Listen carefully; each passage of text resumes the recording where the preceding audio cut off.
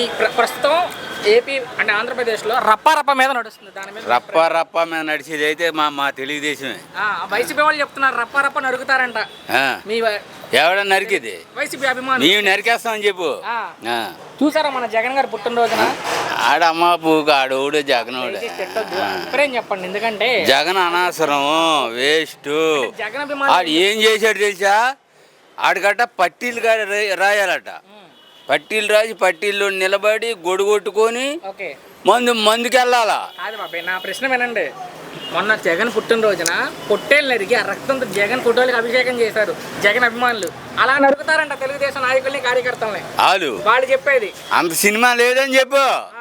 ఖచ్చితంగా ఈసారి గెలుస్తారంట జగన్మోహన్ రెడ్డి. గెలిస్తే పక్క మేసం తీసుకుంటానని చెప్పు. అంత నమ్మకం ఏంటి జగన్ మీకు? రాడు రికార్డ్ అవుతుంది.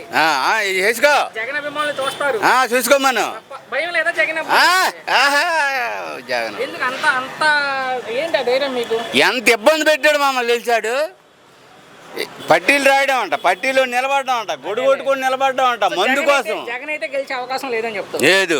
ఒక్క మాట ముఖ్యమంత్రి గారి గురించి, చంద్రబాబు గురించి. మావాడు దేవుడు 10 మందికి అన్నం పెడతాడు. ఏమయ్యా ఆయన చేసిన తప్పేముంది? 10 మందికి అన్నం పెడతాడు, 10 మందికి ఇస్తాడు. ఏం తప్పు చేశాడు మావాడు? ప్రభుత్వం బాగుంది.